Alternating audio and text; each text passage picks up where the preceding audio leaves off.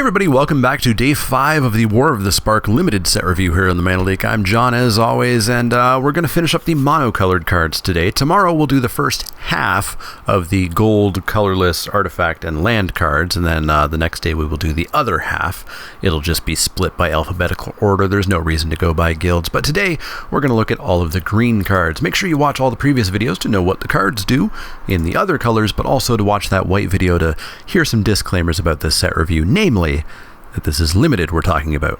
Constructed, go have your fun with Constructed. There are plenty of other good set reviews out there for that, but this is for draft and sealed.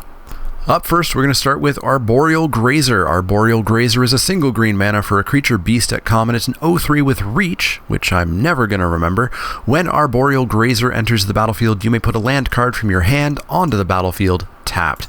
This is really good in your opening hand, and really bad basically any other time in the game, maybe turn 2. It's okay. As a result, it's probably not good enough for me because I really heavily value consistency. And a card that is literally good on turn 1 or maybe turn 2 and no other turns is not consistent enough. This is similar to Growth Spiral in that it was really good on turn 2 and then just dropped off a cliff later in the game. An 0/3 just doesn't block well enough. It'll block like once. The reach is a little bit cute, but I think this is probably just a D. I don't really ever want to play this, but boy, it's going to feel good on turn 1. But that's not cards that I play in Limited, so D for Arboreal Gracer. Up next, we'll start off with a Planeswalker, I guess. Arlinn, Voice of the Pack. Arlinn, Voice of the Pack is 4 green for a legendary Planeswalker. Arlinn at uncommon. She starts at 7 loyalty. Each creature you control that's a wolf or werewolf enters the battlefield with an additional +1/+1 counter on it. -2, create a 2/2 green wolf creature token, which of course will enter with a +1/+1 counter, so you're actually making a 3/3. 6 mana is a lot for the first wolf. The second wolf, and this is 6/6 vanilla, which is okay. It's keyword big. There's no trample or anything, but it's fine. The third wolf, and we've gotten a lot of our value. We've gotten way more value than we paid for here. That takes a while, and I'm not entirely sure how impactful those 3/3s are going to be. A 3/3, especially late in the game, typically isn't necessarily the biggest thing, but it's also nowhere near the smallest thing. So, you know, it's kind of walking the lines between, is this great or is this just good? I also really like that the static ability is putting counters on the wolves, so that even if she goes away, there's still 3/3 wolves. She's fine. Like a lot of the other uncommon walkers, I don't think she's necessarily a snap first pick, but I think she is quite possibly one of the best ones. I don't know if she's in my top 5, but she is up there. I think she's a B-. I think she's really good. You just got to make sure that you have a spot for a 6-drop. Some decks may not.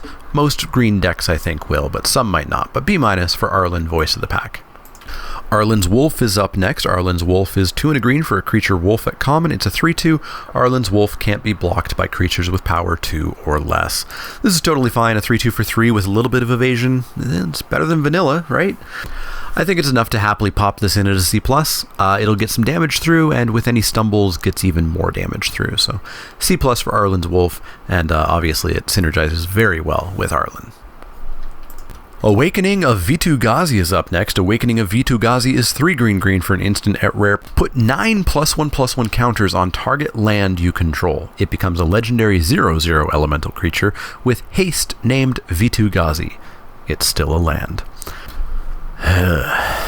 This is the green spell of the set that will kill me out of nowhere frequently. Yeah, I'm going to get killed by way too many surprise 9/9s. Now, not having trample makes this a little bit less scary. You can chump it for a while until you find removal or bounce or anything. So ultimately, I'm not actually 100% terrified of this, as I have been with a couple of the other similar effects we've had in recent sets. Especially, of course, in Best of 3 Magic, where I see this game 1 and suddenly I know your game plan for game 2 and game 3. Best of 1, and I've talked about this before, I'm not really going to try to talk too much about the difference between Best of 1 and Best of 3 in set reviews, but there's a massive difference at times. This is just going to win at games, and then you go on to a brand new victim who has no idea what your plan is. Still, a 9/9 for 5 is pretty good cost ratio, and this should probably be considered upwards of a bomb, it's probably just a bomb. I don't think we're going to go into the A- without there being some trample or something attached to this, but let's go with a B+ for Awakening of Vitu-Ghazi. Band Together is up next. Band Together is 2 and a green for an instant at common. Up to 2 target creatures you control each deal damage equal to their power to another target creature. Yeah, this is great. It's great. It's Rabid Bite for 1 more mana, except I can have 2 creatures bite something. Solid, first pickable in a lot of packs. Just give me all of these. Love it. Instant speed, bite. Super, super, super good. B+ for Band Together. Bloom Hulk is up next. Bloom Hulk is 3 and a green for a creature plant elemental at common. It's a 4/4 when Bloom Hulk enters the battlefield, proliferate. This is great. Like, it's super good. It's a vanilla 4/4 for 4. Except it's not vanilla. It's got an upside of proliferate, and green is kind of the base of all possible counter proliferate decks. You're going to have counters if green is one of your 2 colors. So I think this is a very solid C+.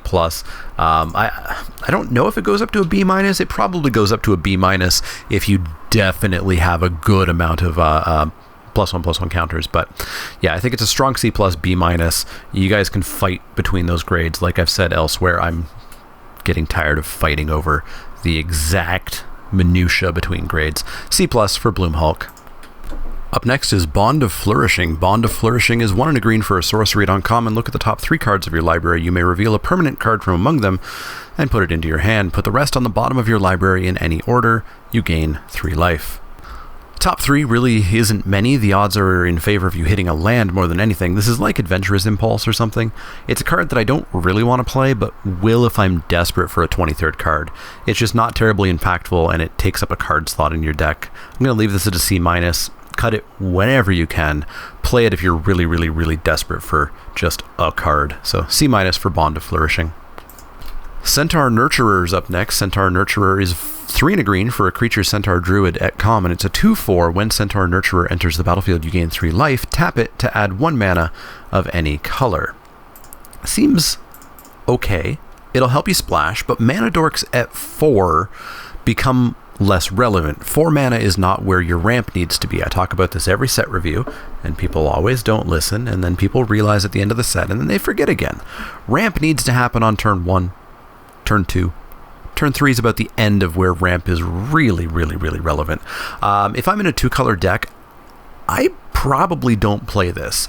I still would if I had a spot. I still think it's like a C if I'm in a 2-color deck. But I think generally you want to play this when you're splashing. So obviously if you are splashing for something, this jumps up to a C+. But if you are just a 2-color deck, I think you look to cut this if you can. 4 mana is just not where you want your mana dorks. So C+ for Centaur Nurturer. Challenger Troll is up next. Challenger Troll is 4 and a green for a creature troll at uncommon. It's a 6/5 for 5. Each creature you control with power 4 or greater, which includes itself, can't be blocked by more than 1 creature. The old reverse menace. This card's super solid. It's a 6/5 for 5 that can only be blocked by 1 creature. Your opponent's going to have a huge creature or a Death Toucher to actually deal with this. Giving the rest of your big creatures the same ability is going to be game over real quick. It's a strong, strong card. I don't think it's exactly a bomb. It may be the first pick in a number of packs, but you do obviously have to build around it slightly to make it back-breaking, but even by itself, it's still super fine. I think it's in like the B- range, maybe even the B. I'm probably not first picking it usually, but I am picking it very highly, second pick for sure. B- for Challenger Troll.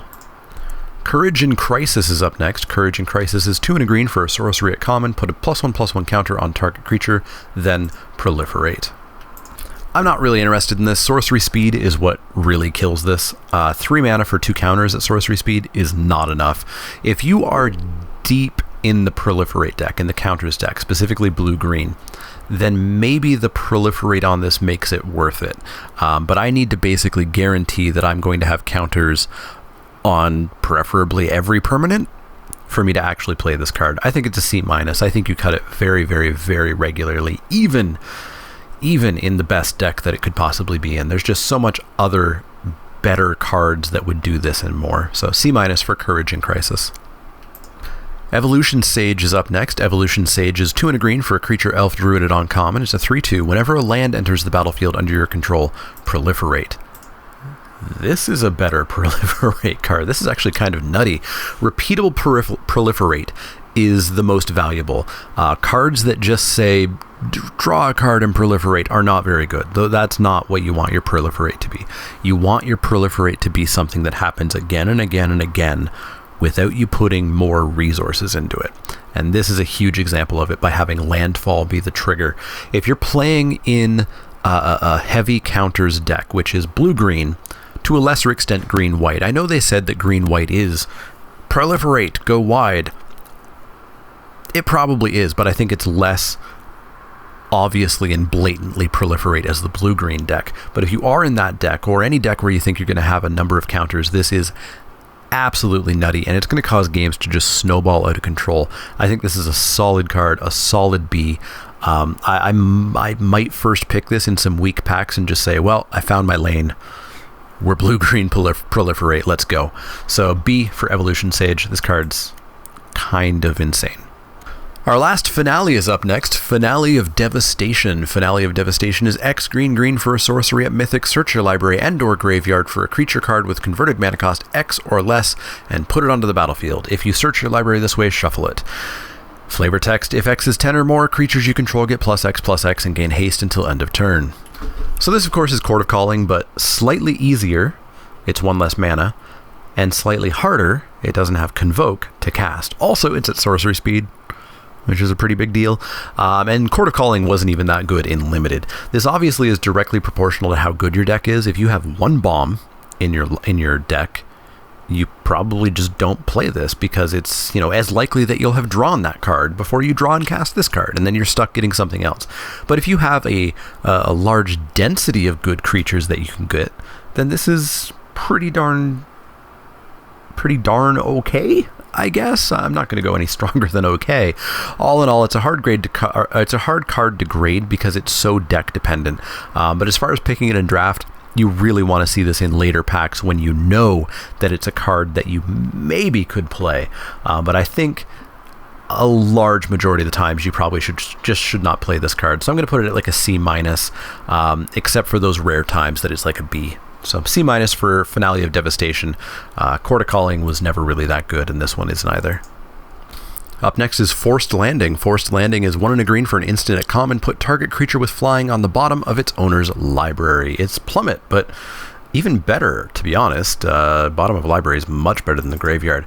That being said, you don't main deck this in most formats, and I don't think you should be main decking it here.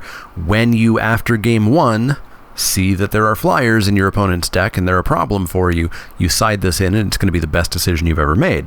It's a D+, it's a strong D+, because it is one of those sideboard cards that is just amazing when it's amazing, but you should not be main decking this.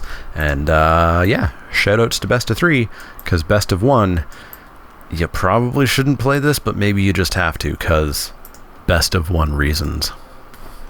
Giant Growth is up next. Giant Growth is a single green mana for an instant at common. Target creature gets +3/+3 until end of turn. It's Giant Growth. It's it's from the same cycle as Ancestral Recall, right? Yeah, this is a totally standard combat trick. We've seen this a billion times since I guess 27 yeyears ago when it was first printed. It's cheap. Your creature will live, and theirs won't. Almost always. Your 1/1 will surprise trade with a 4/4. You're always have an okay spot for this in combat if you have a creature, basically. It doesn't always make the cut like many combat tricks. You sometimes just have too many good cards. But it's a totally fine trick thanks to that very big toughness boost and cheapest it could possibly be mana cost. C for Giant Growth. Our final God Eternal is here, God Eternal Ronus. God Eternal Ronus is 3 green for legendary creature Zombie God at Mythic. He's a 5/5 with Death Touch. When God Eternal Ronus enters the battlefield, double the power of each other creature you control until end of turn. Those creatures gain Vigilance until end of turn. When God Eternal Ronus dies or is put into exile from the battlefield, you may put it into its owner's library, 3rd from the top. This card is not an A+ like the other 4 gods. This one reads way better than it is. It's still good. Don't yell at me. Get out of the comments, come back up, watch the video until the end of this part. A 5/5 for 5 with Death Touch is fine. That's fine. That's a good creature there. You'll always pick and play that creature. It's totally fine. Assuming that you're not just dead, this will stabilize you, and it does attack like a truck. But as I've talked about, Death Touch on big things is a little bit pointless unless it has Trample too. Now, the ETB ability, doubling power and power only, doesn't actually do anything. It ends games that were already going to be ended anyways. Your opponent just doesn't have many blockers, and you get to end the game that turn instead of next turn, or maybe the turn after. If you're behind, it's not going to do much either. In board stalls, which is of course where everybody goes for things like this, it doesn't technically break the board stall because the toughness has not been increased. The board stall typically exists because your toughnesses are all matched. If you attack in, you're going to lose your team. That's why you're in the board stall. If you double the power of your entire team, but not the toughness, your creatures are still all gonna die. You might get to kill a couple more than you might have otherwise in that board stall, but you're still kind of in the cruddy situation that you were in before. So I don't actually think Ronus is an A+, or an A, or an A-. Now Ronus is still a 5/5 Death Touch for 5, and the ability might allow you to get like one good attack in. Maybe your flyer gets in, but of course you only really have flyers if you're green-white or green-blue. You probably don't have any or many if you're green-red or green-black. Yeah, so I think Ronus is a B+. I think he's still probably first pickable in most packs, but he's definitely a very large step below the other 4 gods that we've seen. B+ for God Eternal Ronus. Up next is Jiang Yangu, Wildcrafter from the Chinese Global Series dual decks. Jiang is 2 and a green for a legendary planeswalker Yangu. I guess Yangu rather than Jiang. At uncommon for 3 with 3 loyalty. Each creature you control with a +1/+1 counter on it has tap, add 1 mana of any color. -1. Put a +1/+1 counter on target creature. Yeah, Yangu looks very solid. Early enough to be useful ramp while also buffing the creatures is straight value. And even if Jiang dies, you still have those counters on your creature. I think they're just a super solid B. I think this is first pickable in a whole lot of packs. This is the mana ramp that I want to see. This is the creature buffing that I want to see. You can go crazy with proliferating. There's a lot going on here. I think it's a solid B.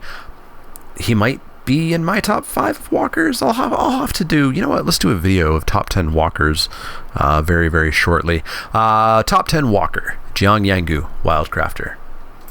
Crawl Stinger is up next. Crawl Stinger is 2 and a green for a creature insect assassin at common. It's a 2/2 Death Touch. It's a Daggerback Basilisk. We've seen this card, we know this card, we love this card. It's super duper solid. It's relatively cheap. I'd strongly prefer that it was a 1/1 for 1, but a 2/2 for 3 with Death Touch, well, we can learn to live with that. It's a strong C+. It's no higher, and it's no lower. C+ for Crawl Stinger.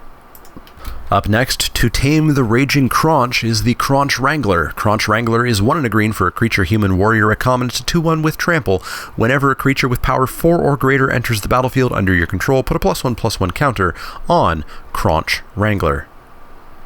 So this seems decent. It's a piker on turn 2, and then assuming you're a standard green, probably red, beefy creature deck, you can get this up to a 3/2, which is pretty darn relevant, and then a 4/3, and it becomes good. I think it's a C+, not really any higher. 4 power exists, and it's definitely, to an extent, what the red-green deck is kind of about. But the power levels are down a little bit in the set because of course proliferate's around and +1/+1 counters are around, so the average power is a little bit lower. But if you are red-green, then you should be able to get enough creatures that are good and relevant and playable on their own to actually trigger this a few times, and all you need to do is trigger this once or twice to make it pretty darn solid. So I'm at C+ on Kronch Wrangler. If you somehow are totally missing the 4-drop the 4 power creatures, you're in maybe green-white, which isn't really going to have too many, you probably play this as like a C- 23rd creature, but in the right deck, I think it's a strong C+. Up next is Mowu, Loyal Companion, the swole dog. 3 and a green for a legendary creature hounded on common. He's a 3/3, trample, vigilance. If 1 or more +1/+1 counters would be put on Mowu, Loyal Companion, that many +1 +1/+1 counters are put on it instead. Mowoo's pretty good. A 3/3 trample Vig for 4 isn't too bad. The French vanilla aspects of it make it totally playable. But having a built-in doubling season on it, now that's nice. And this is going to make me try to grab some cards that synergize with it, which shouldn't be too hard, especially if you're green-white or green-blue. But even if I have zero proliferate or +1/+1 counter cards, this is still an insta-include C+, I think. With counters, we can hit it up to like a B- here. So probably B- for Mowoo, Loyal Companion. New Horizons is up next, a reprint from Ixalan. New Horizons is 2 and a green for an enchantment aura at common enchant land. When New Horizons enters the battlefield, put a +1/+1 counter on target creature you control. Enchanted land has tap it, add 2 mana of any one color. New Horizons is totally fine if you are playing 3 colors, which I do not recommend in this format. What I'm recommending in this format, at least to start, is that you go 2 colors and you splash. And I have to have this talk with people now and then. Splashing does not mean that you're playing 4 or 5 cards of an off color. Splashing is 1 card. Maybe 2 cards. That's what you should be doing here. You should be playing 2 colors, and if you have a very good card in another color, pop that in. Preferably if it only has 1 color pip in the mana cost. If it's got Eternal Ronus, for example, you maybe shouldn't splash that. But New Horizons, if you are in green, is a great way to get access to those extra colors. And if you are going to go for some Tappy Toe Claws style 5-color shenanigans, New Horizons is going to be a good pickup for you. So this is like a C- D+ in a 2-color deck. If you are splashing, it's going to pop up to a C or a C+. Nissa, Who Shakes the World, is up next. Nissa is 3 green for a legendary planeswalker Nissa at rare. She starts with 5 loyalty. Whenever you tap a forest for mana, add an additional green. +1, put 3 +1/+1 counters on up to 1 target non-creature land you control. Untap it. It becomes a 0/0 elemental creature with vigilance and haste that's still a land. -8, you get an emblem with lands you control have indestructible. Search your library for any number of forest cards, put them onto the battlefield tapped, then shuffle your library. So I've got to talk about this every set, and I think I've already talked about it this set. Getting your ramp on turn 5 is not worthwhile ramp. Your hand is hopefully pretty much empty. You're probably going to cast one of the most expensive cards in your deck next turn, assuming you hit your 6th land. So having Nissa double up all of your forests, while it sounds great, and it might be great in Commander or something, isn't really that good in Limited. It's nice, but it's typically not all that impactful. Now, turning your lands into 3/3s is fine, though 3/3 is just a little bit below what I'd like it to be super impactful, but we do have Proliferate and whatnot kicking around to maybe make these a little bit bigger. At least with Nissa still alive, losing lands isn't too problematic since your forests are still going to be tapping for double, so you could lose a land or 2 and still not be too upset. Still, a 3/3 isn't exactly going to make me go over the moon for that ability. The ultimate's really cool. If you can get her to 9 so that you can keep her alive, ultimate this and then just empty your library of probably half of your lands, and then just start making indestructible 3/3s, well, things get pretty darn good from there. That's late game though, like late game. So ultimately, I think Nissa seems totally fine. I'm not going to put her at the bomb level. Like, I'm not going to go for an A here. I'm not going to go for a B+ here. I think she's probably fine as a B, though. I think you do first pick her, just maybe not over premium removal, or if you have access to some other bomb in the pack somehow. You probably won't since she'll be your rare. I think we can go for a B on Nissa, Who Shakes the World. Just don't go crazy thinking, aha, I can cast my entire deck now because I have double the mana-ish. Because you probably have already cast most of your hand, so you're still casting 1-ish cards a turn. B for Nissa. Nissa's Triumph is up next. Nissa's Triumph is green for a sorcery at uncommon. Search your library for up to 2 basic forest cards. If you control a Nissa Planeswalker, you probably won't. Instead, search your library for up to 3 land cards. Reveal those cards, put them into your hand, then shuffle your library. Note, that is land cards, not forests. If you don't have Nissa, you're only getting forests. This card is awful. Like, real bad. Green, which means unless you're mono green, you're probably not casting this on turn 2 always. To get 2 forests, which means you're not even fixing your mana, you're just getting 2 extra forest into your hand, not even onto the battlefield. This card's awful. Like, there's literally no reason for you to play this card. It's an F-. Don't play this card. F- for Nissa's Triumph. Paradise Druid is up next. Paradise Druid is 1 and a green for a creature elf druid at uncommon. She's a 2/1. Paradise Druid has hexproof as long as it's untapped. Tap, add 1 mana of any color. Paradise Druid is amazing. This is where you want your ramp. You want it on turn 2, or preferably on turn 1 if you can, like our good friend Llanowar Elf. Super solid. This is going to be a strong first pick for me a lot of the time. A 2-mana mana dork is totally solid. I've played them a ton. She's a 2/1, which means if you don't have any need for extra mana and your opponent doesn't have blockers, well, here's 2 damage a turn. And getting any color is great, like a Birds of Paradise. Having hexproof, so I'm at least tapping her once, is great. And just, yeah, she's really good. This is basically Golden Hind ++ from Journey into Nyx, and I happily first pick Golden Hind a lot of the times. Paradise Druid, great, solid B. This is exactly what I want my mana dorks to be. Solid B for Paradise Druid. Planar Celebration is up next. Planar Celebration is 5 green for a sorcery at rare. Choose 4. You may choose the same mode more than once. You could create a 2/2 citizen creature token that's all colors. You could return target permanent card from your graveyard to your hand. You could proliferate. You could gain 4 life. I don't like this. I don't really think this card's good because of the 7 mana cost. 7 mana's a lot. Like a lot. I'm not paying 7 mana for 4 2/2s. I'm not, ever. Returning a permanent card isn't something that's that great. Like, you never play Reclaim or something, or Regenesis. You never should anyways. I know some people do. I guess you could sort of get 2 Eternal Witnesses. You could make 2 2/2s and return 2 permanents, but I'm still not paying 7 mana for that. The life gain I don't care about at all. I'm not paying 7 mana to gain 12 life. I'm not attaching 4 life onto some 2/2s or returning cards, and proliferating 4 times is probably the only thing that is insane.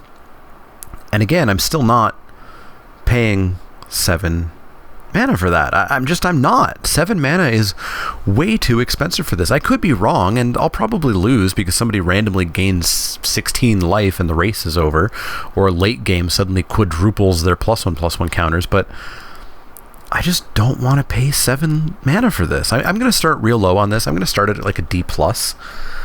Maybe it turns out that it's always castable and always good, but I'm not starting high on this. I've got it at a D+. I don't want to pay 7 mana for any combination of these things.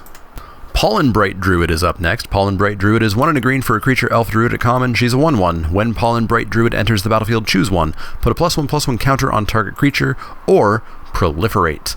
She's fine. She's a 2/2 for 2, or if it makes more sense to proliferate, go ahead and proliferate.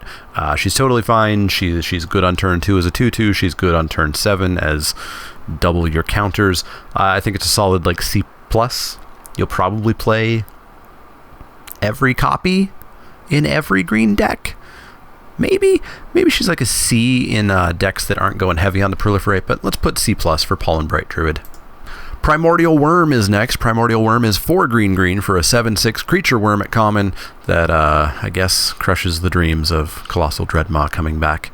You all complained about Dreadmaw being reprinted too much, and this is what we get instead. We get a 6 mana, no trample, mediocre creature. It's way too expensive. It dies to removal, way cheaper than what you paid for the worm. It doesn't have any evasion.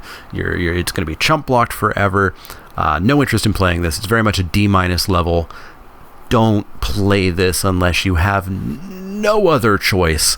And in modern draft formats, you're just not ever in that situation where you have not enough playables. So D- for Primordial Wurm. It's just not good. Keyword big is not a good keyword. Up next is Return to Nature, my preview card. One of my 2 preview cards anyways. Return to Nature is 1 and a green for an instant at common. Choose 1, destroy target artifact, destroy target enchantment, or exile target card from a graveyard. It's naturalized, but better. It's still sideboard only because there's not that many artifacts that you care about or enchantments, but there's a couple that when you see them, rarely, because they're rare, this will be a great card for you to bring in to kill them. It's going to be a D+. It's one of those star D+ sideboard cards that is just great every like 6th, 8th, 15th game or so, and the rest of the game should sit in your sideboard as well. This deals with the gods. Assuming you have this card in hand and 1 and a green after you somehow kill Oketra or Ronus or whatever, with their trigger on the stack to go back into the library, you can cast Return to Nature on them in the graveyard because they'll still be there, exile them, and they're gone for good. So one of the few ways to permanently deal with the gods. This is a strong, strong, strong D+. Never put it in your main deck. Snare Spinner is up next. Snare Spinner is 1 and a green for a creature spider at common. It's a 1/3 with reach whenever Snare Spinner blocks a creature with flying, which is probably the way that you really want to use this card. Snare Spinner gets +2/+0 until end of turn. It's a 3/3 spider when it's doing the spidery thing. This is great. Like, great for what it is. I'm not going up to a B or anything, or even a B- here, but I think every green deck by default plays this. It's 2 mana. It's 2 mana, and it blocks the ground stuff early in the game, and it eats the flyers. So I think this is a C+. Play it every single time, whereas a giant spider, for example, you may or may not main deck that. It's more of a C. This, I think, is super decent, super relevant. It's going to be fine when it's fine, and it's going to be good when it's good. So I've got Snare Spinner at a C+. I think it's just totally solid. One of the better spiders that we've seen. At common, anyways. Steady Aim is up next. Steady Aim is 1 and a green for an instant at common. Untap target creature. It gets +1/+4 and gains reach until end of turn. Not really a big fan of Steady Aim. It's way worse than Plummet or what was it called? Forced Landing, which is what we have this game, because you have to have a creature, and the creature has to have the right amount of power in order for you to actually kill that flyer. It's super situational, and a situation that you don't typically have all the control over. So this is a D-. It's a very weak sideboard card, or a very weak main board trick. I think you generally never play this, and sometimes you're just going to be real desperate for a way to attempt to answer a flyer, and this is going to be your kind of pathetic attempt at doing so. So D- for Steady Aim. You just don't really want to play this card ever. Storm the Citadel is up next. Storm the Citadel is 4 and a green for a sorcery and uncommon. Until end of turn, creatures you control get +2/+2 and gain whenever this creature deals combat damage to a player or planeswalker. Destroy target artifact or enchantment defending player controls. This card is trash. Trash. 5 mana for +2/+2 to the team without trample. So this is not overrun by any way, shape, or form. And your creatures get a completely pointless ability because, as we've talked about, the only artifacts and enchantments that you really care about are at rare, with the exception, I guess, of Prison Realm. But this is just super, super, super, super bad. We've learned overrun effects that don't give trample are not good. Don't play this card. You will win way more games by not playing this card. Yes, you will die to this card. I will guarantee. If you play enough drafts, you are going to die to this card, maybe even a few times. But it does not mean that you should play it, and it does not mean that your opponent should have played it either. It's super unimpactful. It's super, super unimpactful. Don't put this card in your deck, and you will win more games of Magic than by putting it in your deck. D- for Storm the Citadel. Thundering Ceratok is up next. Thundering Ceratok is 4 and a green for a creature Rhino at common. It's a 4/5 with trample. It's pretty good right there. When Thundering Ceratok enters the battlefield, other creatures you control gain trample until end of turn. Seems fine. 4/5 for 5 is fine. With trample is even better. It's like a Thornhide Wolves, but upgraded a little bit. Giving your team trample till end of turn is pretty narrow situation where that's actually going to be overly helpful, but again, even if there was nothing else on this card, I think it's still a C+. You'll always play the first copy. Second copy kind of depends on your deck. You can't have too many 5-drops in most decks. So C+ for Thundering Ceratok, it's just totally fine. Vivien, Champion of the Wilds, is our last Planeswalker for the day. Vivien, Champion of the Wilds, is 2 and a green for a legendary Planeswalker, Vivien at rare. She starts with 4 loyalty. You may cast creature spells as though they had flash. +1, until your next turn, up to 1 target creature gains vigilance and reach.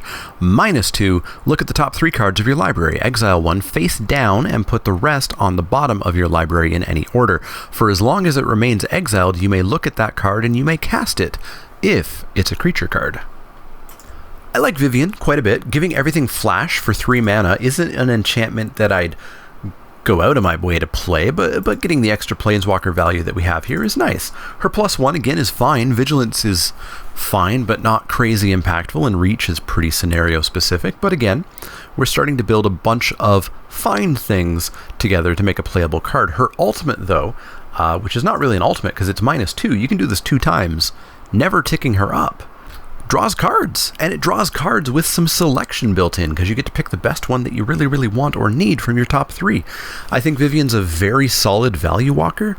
She misses out on that A- level because she doesn't really do anything to end the game. She doesn't protect herself, but I think she's a strong B+. She's definitely in my top 10 walkers in the set. I guess the top 10 walkers that I should probably do is like top 10 uncommon or something, because the rares are obviously mostly pretty darn good. Yeah, B+ for Vivien. I think she's great. Vivien's Arc Bow is 1 and a green for a legendary artifact at rare with great art by Zach Stella here. Pay X generic mana and tap it and discard a card. Look at your top X cards of your library. You may put a creature card with CMC X or less from among them onto the battlefield. Put the rest on the bottom of your library in a random order. This is definitely interesting. Turns your lands that you're drawing late game into creatures, hopefully. Getting to do this at instant speed is going to be great because you can always do it end of your opponent's turn for full mana for basically free. If you whiff, you did nothing, assuming you weren't considering casting something, I guess. So I really like this. I think it's probably just about bomby enough for an A-. I think I'll always first pick it. I also have a soft spot for things like Genesis Wave and Cube. They never do what I want them to do, but I'm going to give this a go at an A- until I get disappointed again. A- for Vivien's Arcbow. Vivien's Grizzly is our second last card for the day. Vivien's Grizzly is 2 and a green for a creature Bear Spirit at common. It's a 2/3, pay 3 and a green, look at the top card of your library. If it's a creature or Planeswalker card, you may reveal it and put it into your hand. If you don't put the card into your hand, put it on the bottom of your library. I'm not a huge fan of this. It's a 2/3 for 3, which we always talk about is not my favorite stats. I prefer 3/2s for 3. The ability is also, it's not great, but it is a mana sink. So, you know, like end of your opponent's turn, you have 4 mana, you weren't going to do anything else with it. Cool, look at the top card. Maybe you get to draw a card. Maybe you don't. I haven't done the math, but I feel like the odds are maybe coin flippy, maybe slightly less likely to hit a creature than not. But of course that does heavily depend on your deck construction. So yeah, I think it's filler. I think it's like a C. I don't know if I'd go to C+ just because 4 mana is a lot. But like I said, if you're not doing anything else with the mana, this card's going to feel great. So I don't know. I guess let's go to a C+, because there's probably going to be enough situations where you just don't have stuff to do with your mana. C+ for Vivien's Bear. I think it's a slightly weak C+, though. And our final card for the day is Wandscale Crocodile. 4 and a green for a 5/3 creature crocodile at common with hexproof. We almost got through the monocolored set review without saying that word, eh? Yeah, it's a 5/3 for 5 with hexproof. My least favorite mechanic that I think Magic would be much better if it was killed off and Shroud was brought back. Now, at least this isn't Vinemare, so you're not just randomly winning because you're playing against black. And it is more expensive. And it is just 3 toughness, so you can block and kill it. The problem here is if this gets a bunch of counters put on it. I'm really hoping... Stop printing hexproof, WotC. I'm really hoping that this is not going to be just something that ruins the format because it's common, which means it's always going to be in the draft pods. There's always going to be a couple copies in the draft pods. Because if you get to go off jamming a bunch of counters on this, by the time you get like 2 counters on it, it's going to be a real problem. I've got it at like a D+, just because the base stats are not good. This can be killed easily by things that cost way less than it.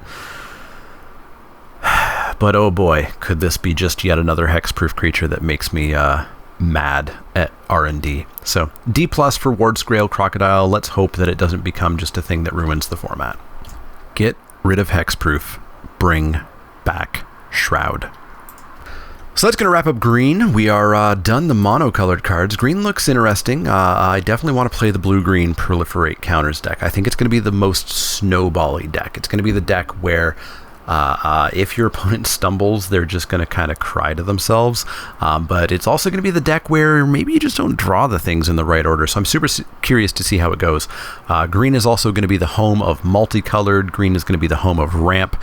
There are some good ramp cards. There are some bad ramp cards.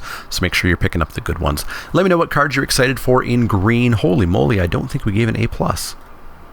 We didn't give an A+. I think that's the first color to not get one, because of course Ronus was only a B+. Let me know what cards you agree with, disagree with, etc. in the comments down below. As always, if you have any questions, comments, or suggestions, you can find me on Twitter, Twitch, and Facebook at The Mana Leak. Go check out twitch.tv/The Mana Leak tomorrow, Tuesday, April 23rd at 10 a.m. Eastern Standard Time until 4 p.m. to see me play War of the Spark early. I'm going to be jamming sealed all day on Arena. Wizards of the Coast has invited me to a special streamer early access event, giving me an account that is stock full of all the cards as well as all the gems. So I'm going to be there playing a whole lot of Magic. We'll also play marbles, of course, but a whole lot of Magic, so check that out. If you want to help out the channel, you've got a couple options. You can go to patreon.com/ManaLeak and become a backer there. That's going to work your way towards getting a free Mana Leak playmat sent to you anywhere in the world. That's also going to get you in for the Crack-a-Packs on Crack-a-Pack Tuesday. You get a chance to win all the cards that I open in those packs if you are a $5 level backer or above. You can also go to inkedgaming.com and buy something using the promo code ManaLeak10, all one word, 10 as the number, to get 10% off your order. You could also just click that thumbs up button or click subscribe if you want to see more of this stuff. As always, if you have any questions, comments, or suggestions, let me know. Otherwise, see y'all tomorrow for the first half of the rest of the set review.